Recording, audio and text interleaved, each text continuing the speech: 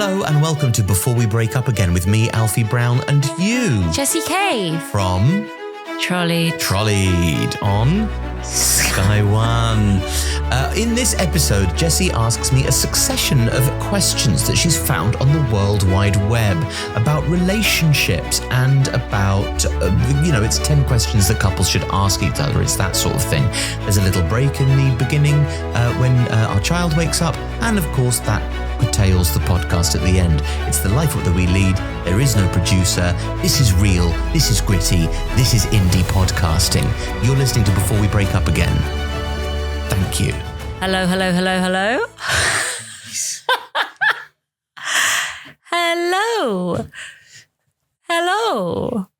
Do you know what name I think you'd really suit? What? Jackie. Yes, that's what the lollipop man at school called me for years.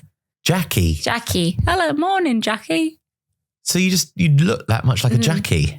And my mum never corrected him. Which is weird. Shows how much of a people pleaser she is. Yeah, but you are also a person to be pleased. So yeah, but I would have been like 7, 8, 9. Yeah, but that's for a long time to be getting called Jackie. 7, 8, and 9. Well, a lot of actually longer than that. It's Jessie.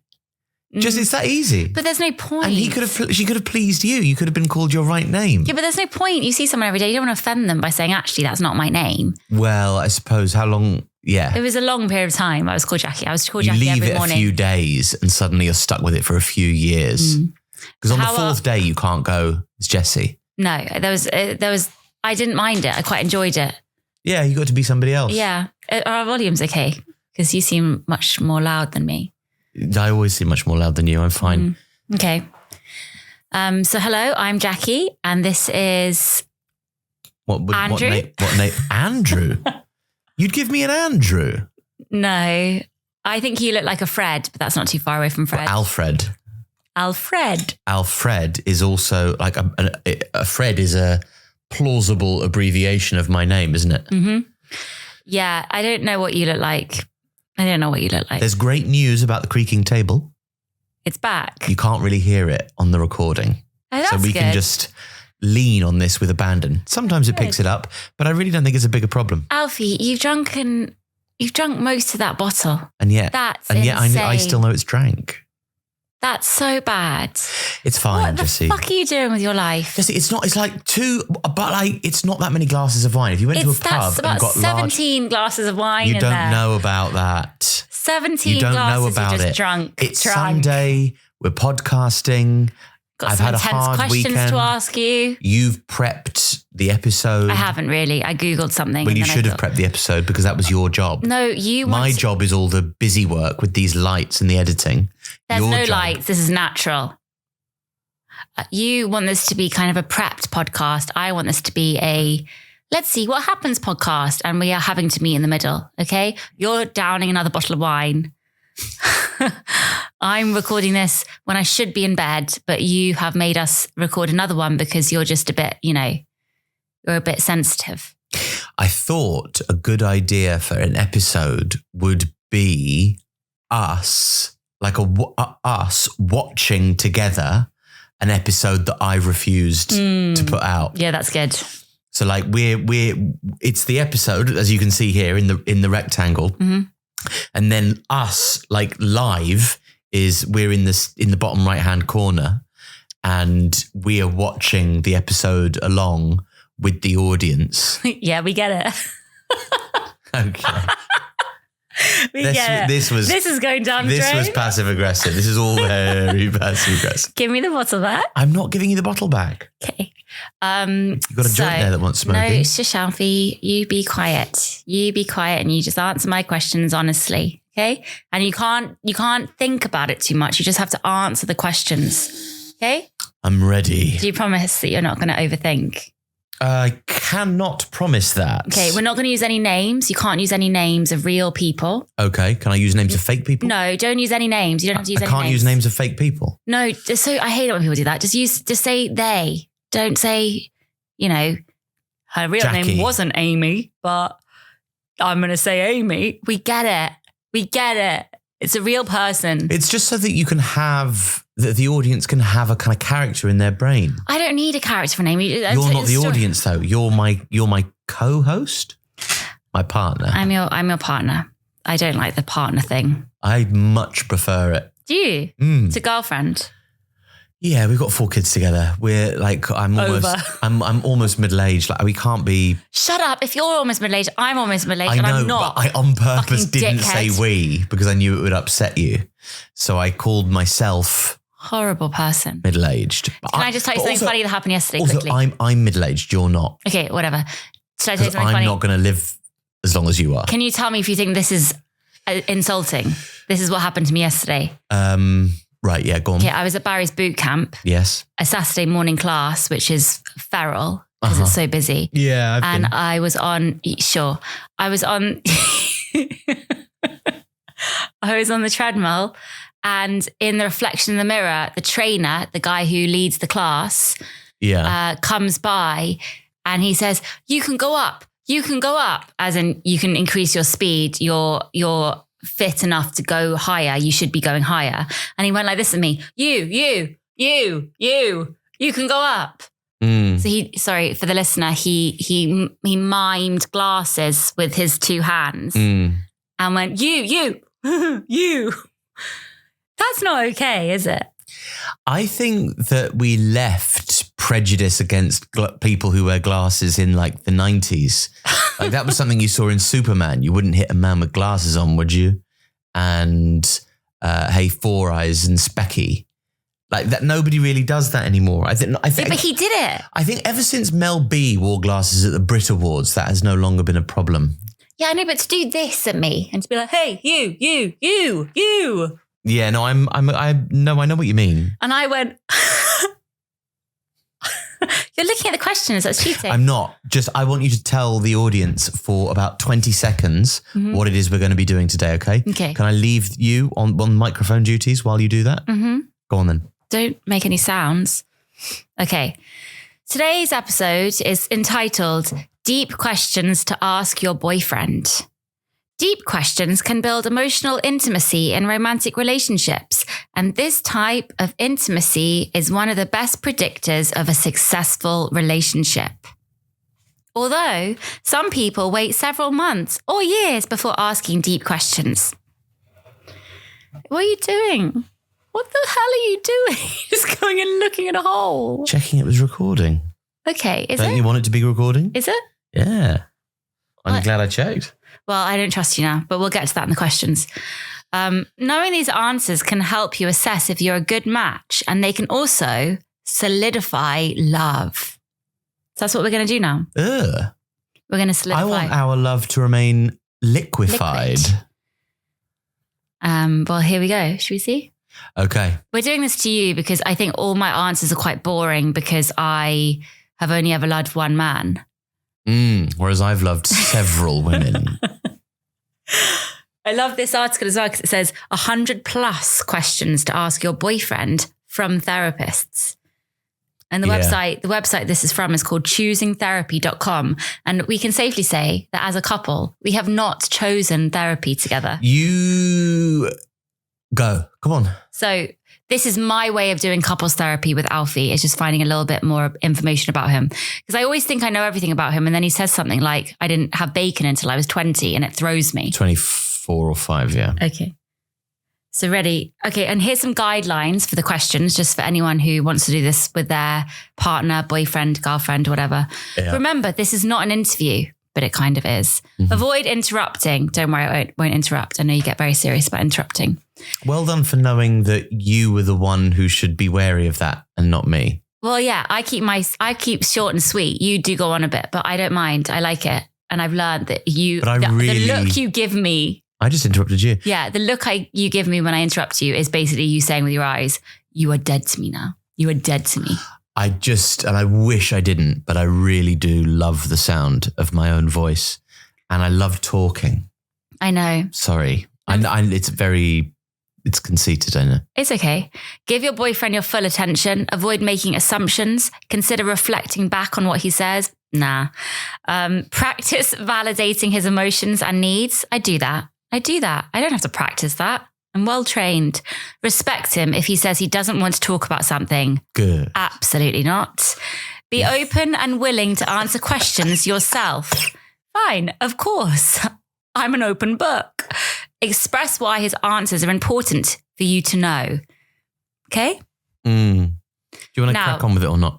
These questions are probably only suitable to ask when you're at least a few days into the relationship, just before anyone ruins their budding romances. So the first question I'm going to ask you, boyfriend, a deep question is, what regrets do you have? I would like you to keep this to a singular, please. So what regret do you have? What's your biggest regret? With regards to our relationship, anything. It can be anything. It can be anything. What do I... What do you regret? Give me a regret. Give you a regret. Remember, you got a time limit on this. So go. I regret the fact that whilst there isn't a singular entity that can carry the blame of this particular regret, but I regret that we did not have more time when we embarked upon our relationship to travel, date, be frivolous, enjoy each other, and be each other's singular priority. I regret that as soon as we became I think I asked you to be my girlfriend when you were 7 months pregnant. So I regret that we never got the chance to know each other whilst we had each other as our main priority. That's nice. I don't regret that, but that's nice. What do you value most in life? I'm really, really struggling to get to the bottom of that at the moment. Yeah, so I don't know what I value most in life. Well, you should say your family. No, I know what I should say. Yeah. But I mean, we can make this really, really short and sweet if I just tell you what I know that I should say after every question. You should say me, you, and the kids. Okay, cool. Those are the most valuable things in life. But they aren't the only things that I value most in life. It's hard. It's a hard one. There's some old wise bloke that you see in reels, because that's, life now. And he's doing an interview with some younger but sort of equally wise bloke, or maybe not equally wise. Gabor Mate or something like that. Yeah, I know him. I know the one. And he's doing this thing. He's great because he always looks asleep, so he looks incredibly wise. And he says, I wish I hadn't worked so hard in my earlier life. I wish that I'd just sort of fucked it and gone, I want to take the time to be. I want to take the time to be with my family. And he relates it to Winnie the Pooh. And he says all the things in life that matter are about spending time with those who you love. And wise as he might be, I think it's easy for him to say because he's at the very pinnacle of the old wise bloke industry. Like, he is absolutely head and shoulders above everyone. It's like him and Alain de Botton. Jeff Goldblum. Jeff Goldblum is not quite in the same area, but he is. No, but like in that Be Happy, Don't Worry, Be Happy books. Oh, what's the other one? Ted Danson. Sorry. And they're just so happy and old. They're just so jolly. Doing a podcast with you is like playing whack-a-mole. Like, you've got to stay on track, but just keep on going. Nope, not Ted Danson. Alec Baldwin. That's not the person's name. We both saw the trailer. No, you just said Alec. What did you say? Alec Baldwin. Right, sorry. We both saw the trailer. We saw the trailer to Alec Baldwin's new documentary about his family life. He has 7 children. Post-shooting, post-murder. It doesn't say post-murder. But you feel it. You really feel like this is what he's like after having killed That's why he's the woman. Keep having babies. Okay, Hang on, I'm not sure if we got to the bottom of that. You said that you just don't know. You said you don't know, and that's fine. I said that I just don't know, but I think if I try to unpack something... No, we're not unpacking. We're not unpacking? No, we're not unpacking. Do you know... Do you know how many questions I have? Of podcasting. Okay, fine, carry on. Okay. What happened on the worst day of your life? It doesn't have to be, you don't have to go into too much personal detail, but can you think of something that happened? This is a really, really horrible thing to ask actually, but do you think there was anything funny or good or not terrible that happened on the worst day of your life? Do you know what I mean? Well, yeah. There's loads of funny things that happen on the worst day of your life. Your worst day of your life is incredibly funny, surely. Well, what's your worst day of your life so far? Well, obviously I was thinking back to, there are 3 days that stick out. So the first one is the day I was... No, Alfie, you can't do that. You have to be precise. You can only choose one. Choose one. We're not going to talk about all 3. You can't give 3 options. I'm sorry, I'm going to be very harsh here. You hate me, I know, but you have to give one. We're being very, very precise and swift here. I mean, okay. You have to choose one. Why? Because I'm just saying, there's no point saying that there are 3 options here. I'm saying you have to choose one. That's this but point. For argument's sake. We are choosing therapy here. But for argument's sake, what if... I mean, what's the objective here? I'm controlling things. But what's the objective with all these questions? To find out, have fun and find out. To have fun? Yeah, this is such fun. Yeah, carry on. Just what's the point in you giving 3 options for a question? Well, what I was going to do was tie between them the similarities in the impact of the awfulness and then the thread of light that connects them. And I was going to try and talk about them in a way that made them all sort of align in some sense. And like in all of these awful days, there was a similar light. And I thought in a triptych, it would have more power or resonance than if I just did it with a singular example. Yeah. It's just too much. It's too much. Okay. Sorry. In that case, I suppose. Sorry. I'd like to say... No, it's fine. I suppose I'd like to say... Also, I was trying to be really light. Then why are you asking what happened on the worst day of my life? Then you used the word triptych.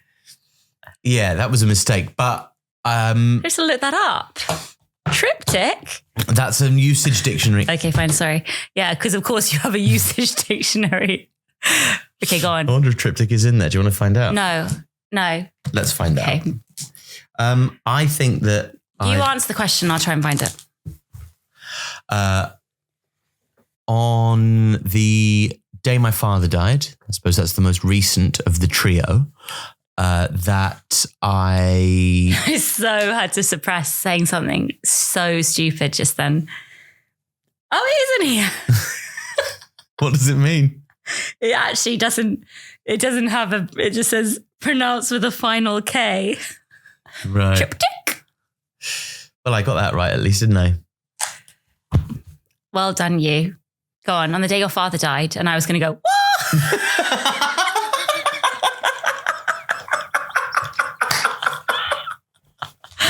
Which obviously was a joke. But well, obviously it's a joke. You don't. I know, but if you did, it's not funny. And if you did that to me about something that happened, I would. Oh. I would not. Now. I know. Now it's open. I know. It's a free for all. Okay, cool. Gone. So look out. Sorry. You. I hate how many pictures you take, how many videos you take, how you can't fucking leave a moment alone without fucking videoing it and taping it. If your kids are doing something sweet, you've always got your camera out, and I'm thinking, why don't you just enjoy it through your eyes, and then you can access it later in your actual human's memory, and that will be a more satisfying experience. I've always hated that. I've always said that to you. We've always had that little sort of friendly-ish tiff type thing. As my father lay dying, you videoed a lot of it on your iPhone.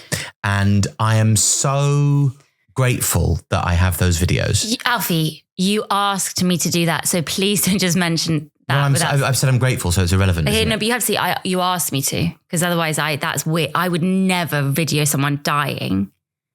You asked me to. Yeah, I think you brought it up and I said, yes, do that.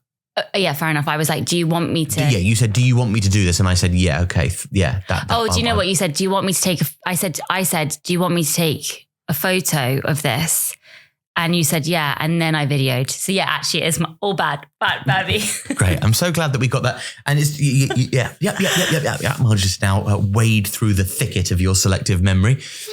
And I watch those videos a lot. And there is a video of just after he's died, and I'm stroking his hair back, and my brother is rubbing his arm, and then I turn around to you, and his body's in the middle. His other son is to the right, and I look round at you, and I notice that you're filming, and I just go, and I make I don't know what to look. How do you what do I do with my face at that moment? So I just sort of go, right. And then I turn back around to him. And then as I've turned around, I go, she was filming though. So I get his gas mask up and I go, do a funny face and like laugh. And then you can hear you laugh a little bit through your tears. And later that night, my brother was playing Losing You by Randy Newman on the piano, and I sang it. And I had tequila, lemon juice, and soda water in a tumbler, in one of my dad's heavy-bottomed whiskey tumblers. And you've got videos of that as well. And we also sang Short Term Affair, the Tony Farino, Steve Coogan song that my dad wrote for Steve Coogan. And that was funny. And I felt very close to my brother, and it was beautiful and deeply, deeply joyful in a way. And that was so full of, like the most human you can be, really, those moments. But really, the worst day of your life is sort of a bullshit term, because I'm not really sure if that was the worst day of my life, or the day that I found out was the worst day of my life, or the day, like in one of the days leading up to that day was the worst day of my life. Or in fact, if one of the days hence was the worst day of my life. I think I've been more depressed about it, recently than I was. It's still getting worse somehow. On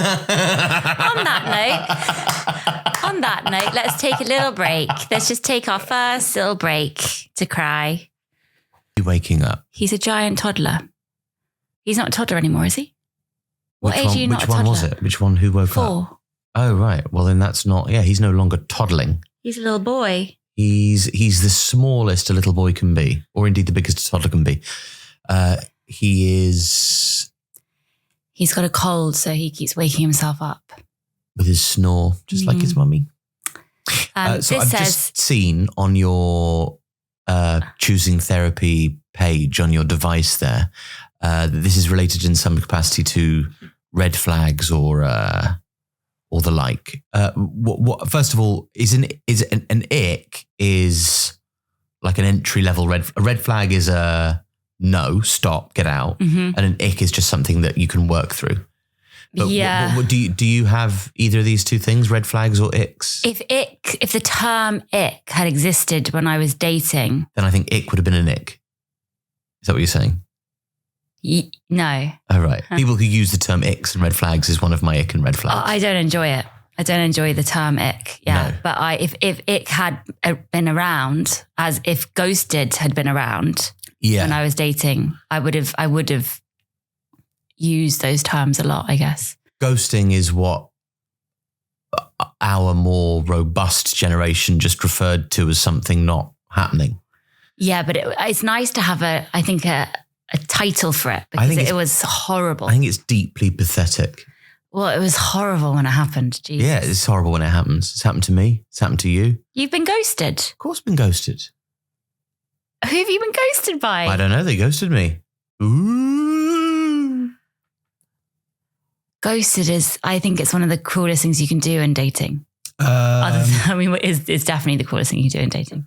Other than, like attack. Yeah. Yeah. Or kind of coercive control or something like that. Or loads of stuff, actually. Yeah, there's lots of stuff, actually. Yeah, there is loads of stuff. So what would have been your icks, for want of a better term? Self-importance, I guess.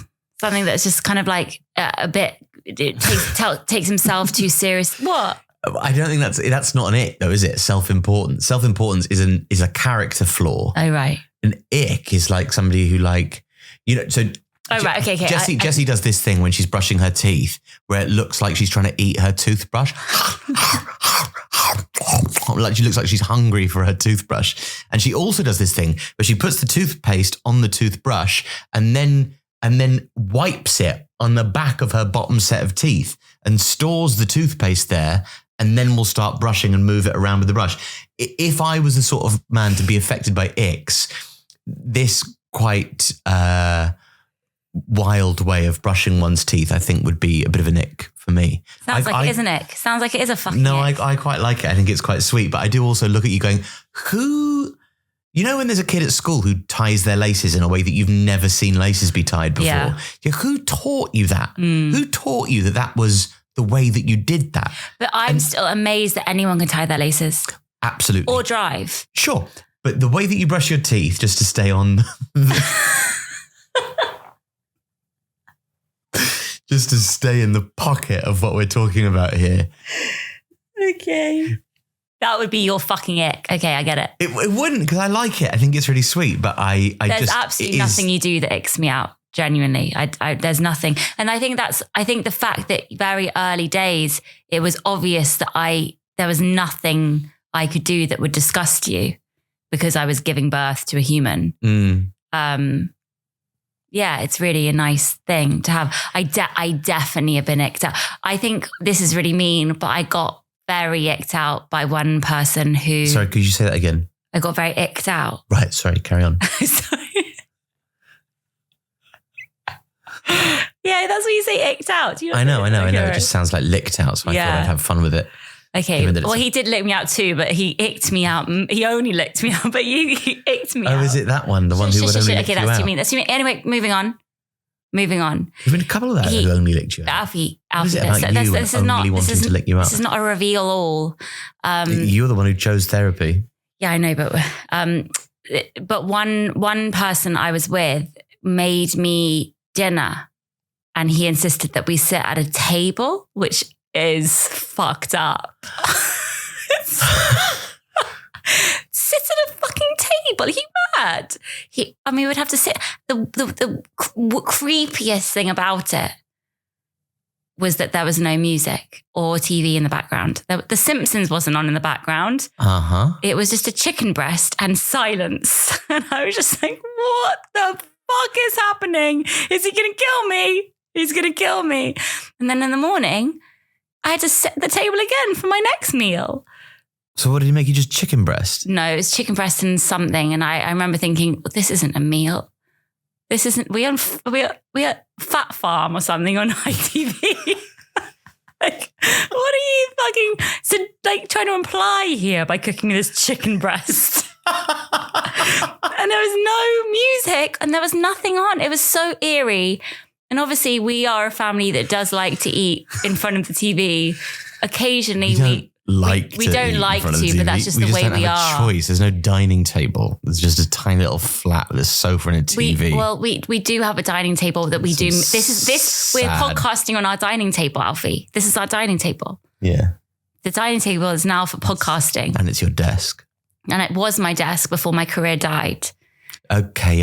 So Come let's on, keep it moving. light. Keep it light. Anyway, so yeah, the icked out is when I'm kind of, stuff is presented to me as if I'm some kind of goddess. I'm like, no, I'm gross.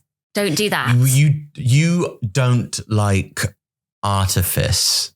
You're the same as me. You don't deal well with artifice. As soon as somebody's like, we'll do something nice. Like it's no, just to fucking be grubby and normal and like date night. Let's go for a date night and have something special to eat. As soon as okay. My ick would be. You've already given me an ick. No. My general ick. Oh, right. Okay, fine. I don't find that to be an ick. I find that endearing. I'm just saying that. Also, icks are only icks when you don't like, love, or fancy the person. Yes. So you find the things. It's you scanning them for things that you could feasibly hate and going, yeah, the toothbrushing will do. I don't. I do fancy you and I do love you. So I find the toothbrushing sort of funny. It's very amusing to me that you brush your teeth like that, but I don't find it in any way off-putting. I find it mental. Okay. And that's. So what's your real ick? Whenever girls in photos on Instagram stick their tongue out.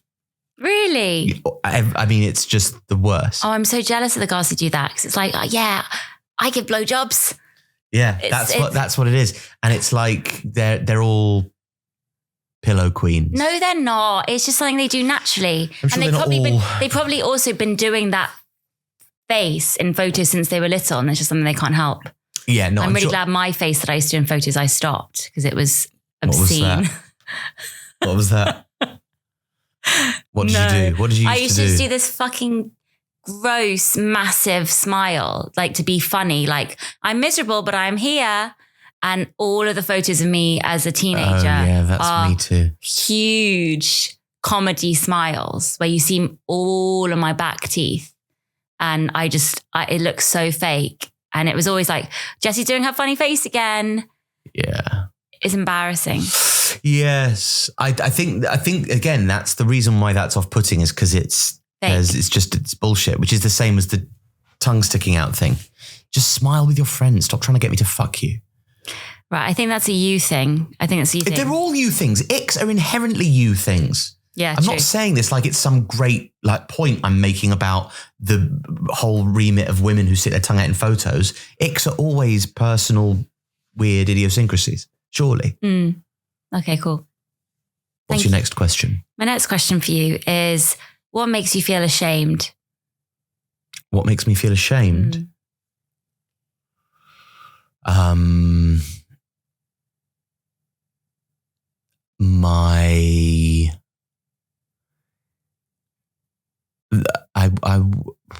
My lack of a capacity for self-control, I suppose. That's so broad and boring an answer, isn't it? Try and be more specific.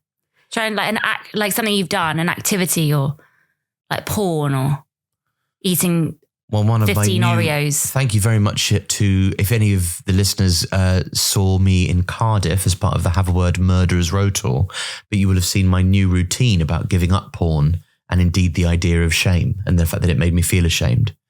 And do the routine right now. Do it right now. Stand up. This is a stand-up set. Go. It also, there's the idea in it, which I haven't learned how to make funny yet, but I do think it's an interesting idea that if you feel ashamed, that in itself should act as some kind of solace to you, because that means that you are thinking about yourself. You are trying to analyze yourself for defects. It's only shameless people who should feel ashamed, but they never do. They will never feel ashamed. But then shamelessness is like, the whole point of being human is that you are a brain that can try and understand its own brainness. You have a brain, you can try and understand your own brain using your brain. You get to try and know yourself. So feeling ashamed is a reaction to yourself. Shamelessness is being oblivious to yourself. So it's the truly shameful thing is to feel shameless. Okay, that's quite a high art answer. It's not a high art answer. I'm just saying. I was just looking for something like I threw up and you said while I was watching porn in my uncle's car. My uncle's car. I don't know. I was trying to think of something funny, but it actually just repeated the same thing. It was not very good at all. Zadie Smith said something amazing about shame. She said, we live in right now everyone is obsessed with shame as if it's a bad thing, but actually shame is good. It makes us, like you said, it makes us confront things and think about things in a bigger sense. Yes. I'm very pro shame as a thing. I think I didn't say what Zadie Smith said. I think I just I ruined what she said. Obviously, that's okay. That's okay. Okay, that was a good answer. Well, oh no, it didn't seem like you were very happy with it.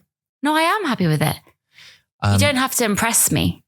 Okay, this is choosing therapy. This is us getting to know each other. Okay, let me just, you've got to respect him if he says he doesn't want to talk about something. Okay, cool. Be open and willing to answer questions yourself. Yeah, okay. Go on. What are you ashamed of? How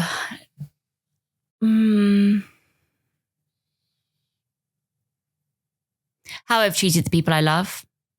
Oh, that's a fucking good one. Yeah. I'm also ashamed of how I've treated the people you love. Me? Yeah. Or you? Right. Joking, okay. Yeah. Fuck off. Yeah. How so? No. See, and Alfie, you have to see, like, what does it say here? It says, respect him or her if she says she doesn't want to talk about something. Okay, but also not wanting to talk about something whilst we both have the right to do that in the forum and the safety of this choosing therapy activity. I think it is also quite bad podcasting to go, I'm ashamed of this. Do you want to talk about it? No, okay. That isn't what this is for, is it? We haven't set the cameras up so we can go, no, actually. I'm ashamed that I haven't told people that I love them and that I've treated them with disdain and meanness, and I haven't done enough to remedy bad feeling in the past, and I hold grudges and I don't forgive very easily, and I am damaged to such an extent that I can't really move on, which has meant that my relationships tend to die. Perfect. Okay, Next cool. question. That was great. That was very rich. This, I think that we've trod on this ground a lot, but I think it would be good for you just to have a quick answer, and it would be good for you to just say it out loud again. Mm-hmm. What habit do you want to change the most? I want to drink more. Okay. I feel like I've been doing okay for a while now. Guinness, red wine, that sort of thing. But I feel like if I really put my mind to it, I could be putting away more units a week than I currently am. I'd like to put some health markers or introduce some habits into my life that perhaps would make it last slightly longer than its current trajectory would have it. What do you reckon right now? What do I reckon I'll live till? Early 70s? Okay. Maybe not. I can't see that happening for you. Yeah. If I'm going to make it to early 70s, I've got to change something. If I carry on like this, late 50s. No. But like I'm gonna have to join Tinder in my late 50s. Well, worse things have happened at, you'd be great on Tinder. You're not aging, so don't worry about it. Think of all the plastic surgery that'll be available in my late 50s. Yeah, you'll be fucking swanning around with your same skin and new boobs. You'll be the belle of the ball. My old new boobs. Yeah, there'll be old new boobs by that point. What? Well, by that point, they won't be new anymore. Yeah. Yeah. Yeah. So, Oh no, I'll be on my second round. Sure. And I've gone massive. So that's what I'd like to do. Okay, that's nice. What's that noise? It's a rat. Okay, right. So they were the heavy questions. Do you have some fun ones? Yeah, now I have some fun ones. That I could ask you, what is the hardest part of your life right now? But What's the hardest part of my life right now? I don't think that's worthy of a comedy podcast. It's true. This podcast is the hardest part of my life right now. I don't think so. Trying to edit it. I think for you to do funny little reels is the hardest part of your life right I don't do funny little reels, so it's not a hard part of my life at all. Okay, fine. It's the hardest part of my life. Yeah, well, you do it really, really well. No, I don't. I just got told that I used a bad word. You used the word, what word did you use in your reel? No, I'm not going to repeat it. It's fine. It's a word that I use. Moron. I used the word moron. I didn't realize it was ableist. This is the most stupid thing that people, like all of these, like crazy lunatic. I need to check. I need to check. You know, intellectually subnormal. Like all of these things that you use to describe. Look, of course, if you say it was more common, it's more commonly used as an insult than a psychological term. It says that. Moron. Moron is a term once used in psychology and psychiatry to denote mild intellectual disability. Okay, cool. Well, I deleted the reel. Anyway. But that's exactly what that person wanted, because they just needed to feel a little bit of power in their meaningless shit existence. They are a moron, whoever that is. I know, but the worst thing about that, the reason why it's really got me is because I did that reel. I hate calling it that. What else do you call it? I did that thing. Short form content. I did that content within the space of about 5 minutes. All the kids were happy. I went into the other room. I did a funny reel. I posted it. I didn't think anything of it. I put it out there and I thought, actually, yeah, I like it. I don't mind. That's easy for me to do. And I've, got on the algorithm today, which will help my Substack tomorrow. Great. And the fact that somebody commented a few hours later when I was happily looking at my phone, I saw, look, I really love you, but please would you not use the word moron because it's very ableist. And they didn't even use the word. They asterisked the letters out. So I thought, oh my God, must be serious. So immediately I deleted it. And now they know that I've deleted it because, whatever. Anyway, it's just... Life's too short, I'm afraid. No, I know, but I don't ever want to offend anyone. So you have to be careful. Then you just have to never make anything. Like you will always, you've already said on this podcast that it was like an episode of ITV's Fat Farm.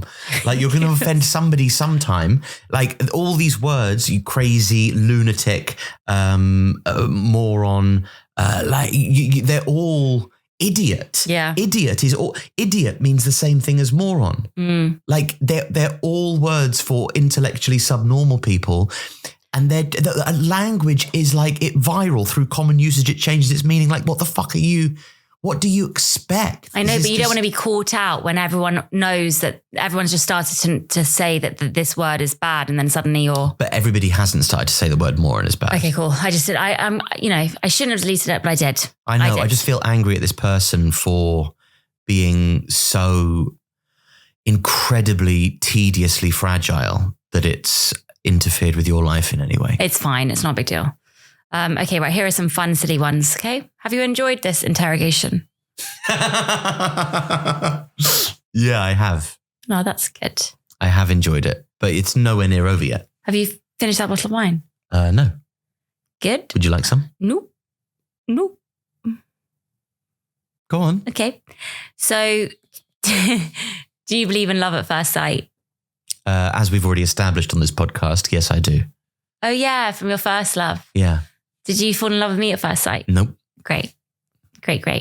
I do have memories about seeing you round the back of the Pleasance Grand just after Alex Horn's The Horn section and being introduced to you for the first time by Rhys James and Ian Sterling, and seeing the soft, dewy, kind of lambent glow of your cheeks and your beautiful face and your nervous disposition and your incredibly granny glasses, unique style, I was going to call it, but yes, granny glasses, I suppose, as well. And feeling... They were extreme, those glasses back then. They were, and incredibly taken with you. But I'm not sure whether or not, I didn't love you. Well, I find that very upsetting. Sure. I was very able to carry on my day afterwards. Great.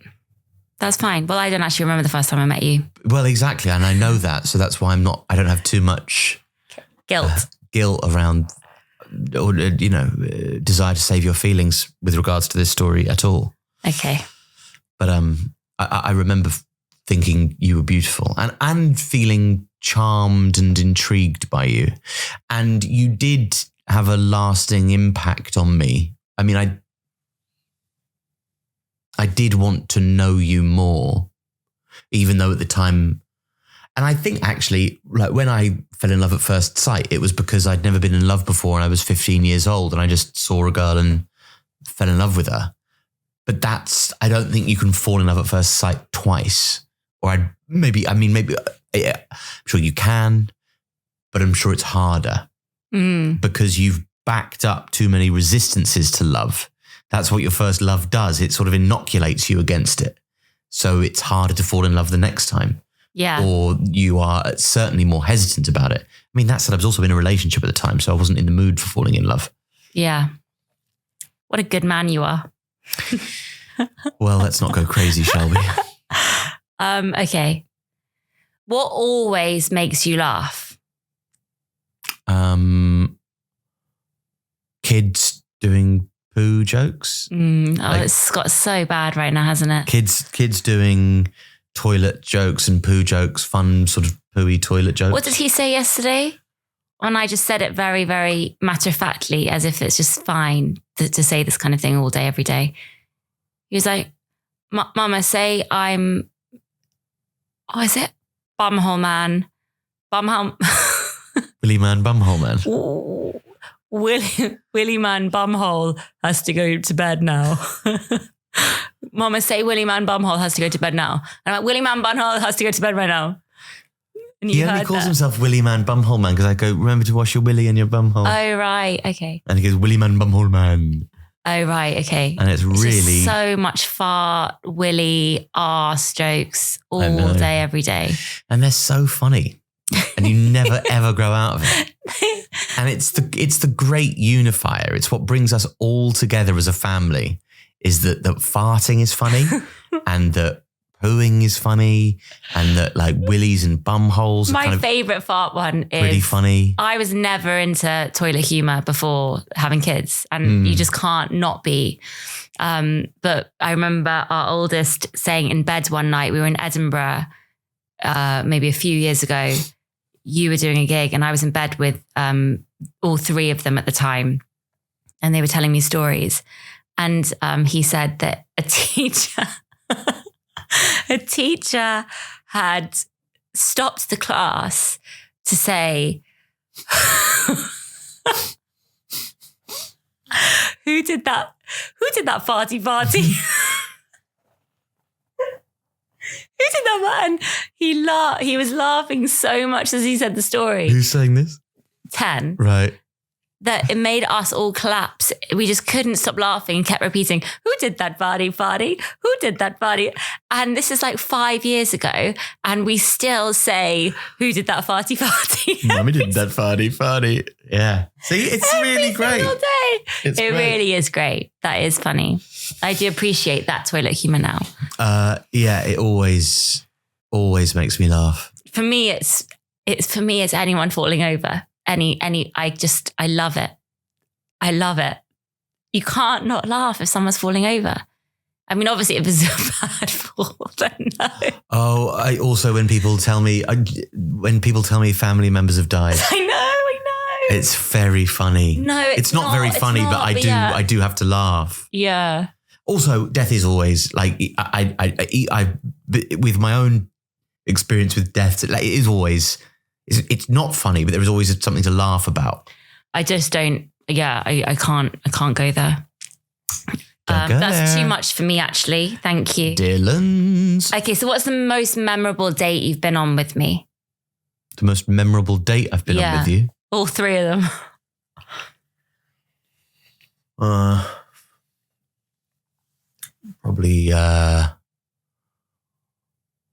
that one where we were at Oaxaca and you said the word, you were in the middle of a conversation and for some reason you were telling a story that meant that you said the word semen really loudly and suddenly. But you said it just as a waitress came over, but you said it so loudly and suddenly that you startled her and she jumped with our burritos as you said the word semen. I remember that. That was in the days when you used to take photos of me. Yes, I have a photo of it. I missed that. No one takes photos of me anymore, Alfie. Jessie, if you take a look through my phone and see the thousands and thousands of photos. The photos you take of me are joke ones where you're like, when I say, can you take a photo of me, Alf? And you go, yeah. And that's it. They're never like nice photos. There are also loads of nice ones. I just also am not at your beck and call. I'm not your photographer. You are. I am Alf. I'm not. You know, fucking go out with Lord Snowden if you want to be with some fucking photographer who's going to curate your life in a way that you see fit. Is he alive still? Lord Snowden. Yeah. I doubt it. I doubt it. Right. He was knocking off Princess Margaret, wasn't he? I don't think that's the right term. Okay. What do you think is the right term? I don't know. I don't like any of these questions. These questions are all like, what's your silliest pet peeve? How do you describe yourself in just 3 words? I've done peeves by their very nature silly. Right. This is a really, really important question to ask. Yeah. What to ask? Spit it out then. When do you feel disconnected from me?